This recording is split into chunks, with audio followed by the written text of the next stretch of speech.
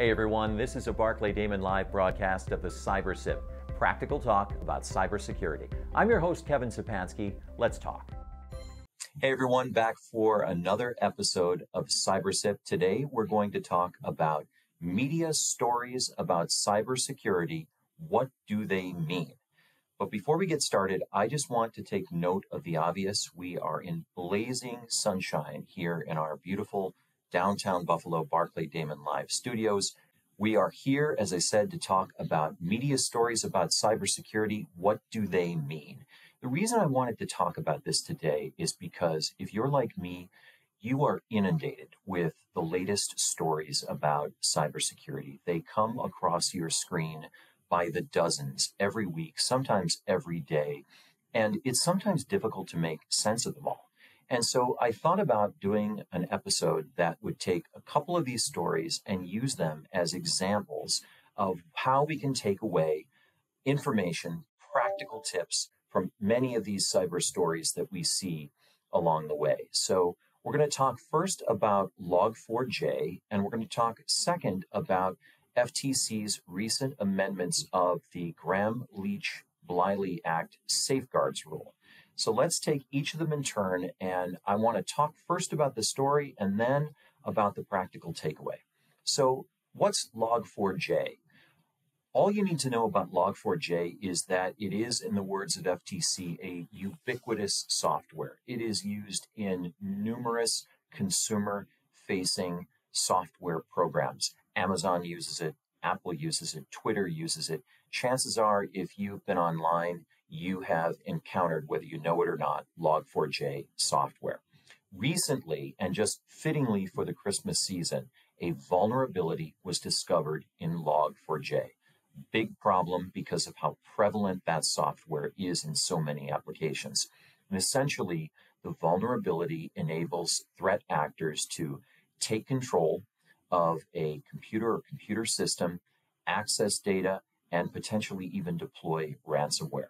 So it was a big problem, and understandably, there was a lot of media reporting about it, and helpfully, FTC came out with some high points, bullet points of how to respond to the Log4j vulnerability. I just want to read to you the three key bullet points FTC published around the holidays, and then I want to talk to you about it. So here they were. Here's what FTC told consumers and businesses across the country.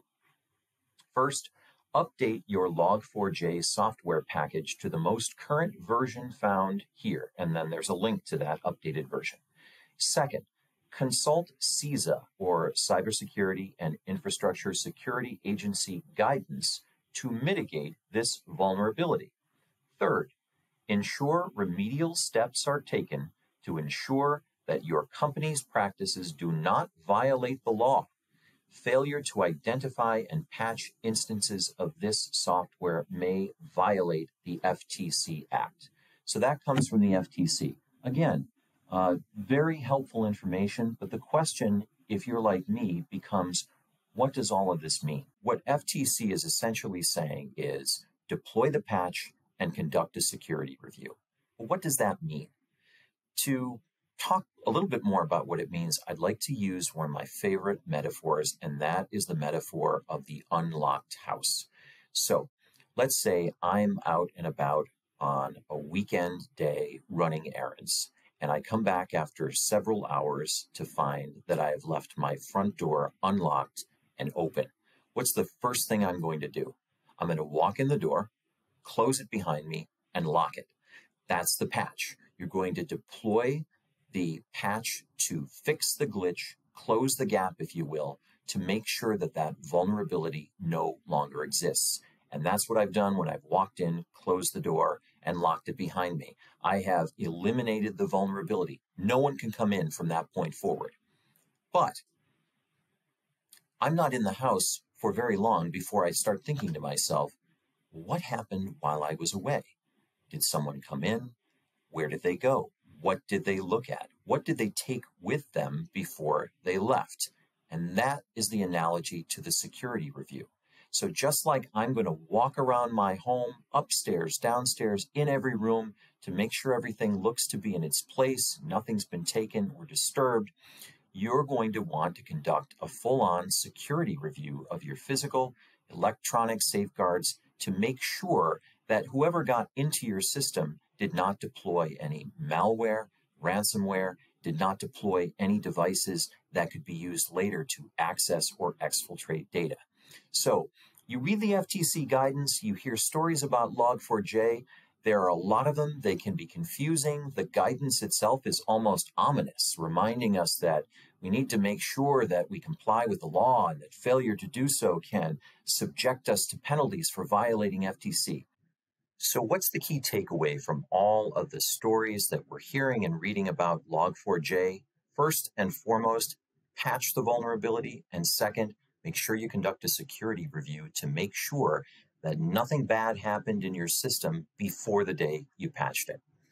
Now, the second story I want to talk about is one that has just come out, and I want to give kudos to Shardul Desai. And Mr. Desai, I hope I'm pronouncing your name correctly, but Shardul Desai just did a great piece in Law 360 about the FTC's recent amendments of the Gramm-Leach-Bliley Act Safeguards Rule. And that is the rule that now requires FTC regulated entities to implement particular cyber safeguards.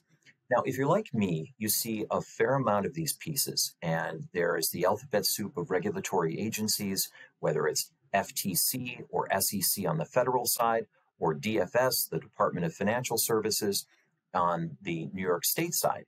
All right, so we see this story about FTC amending the Gramm-Leach-Bliley Safeguards Rule, and we think to ourselves, I'm not regulated by FTC. This isn't something I have to pay attention to. Or is it? Well, there are a few reasons why I think you do. First, and it goes without saying, if you are regulated by FTC, you do have to comply.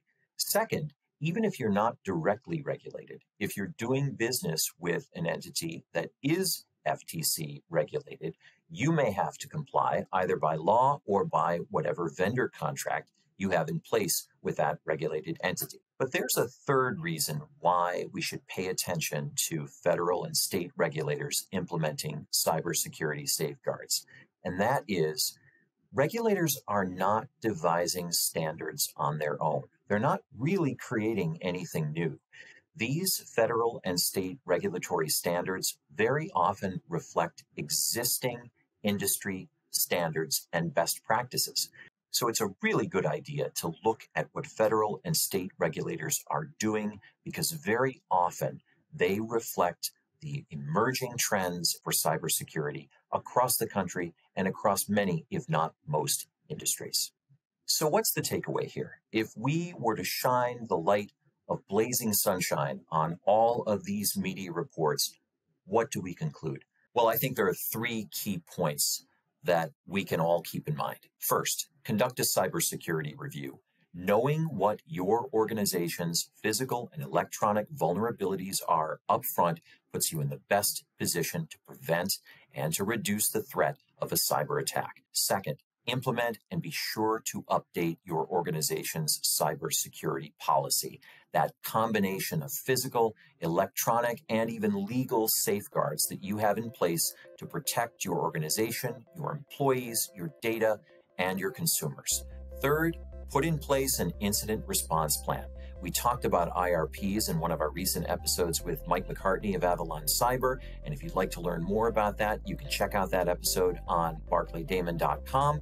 So what do these media stories about cybersecurity really mean, and how can they help us? Well, I think each of them is important in its own right, but the big picture is they remind us to be vigilant in our physical, electronic, and legal safeguards. And if we all do that, we'll upgrade our cyber hygiene and do the best we can to prevent the next cyber attack.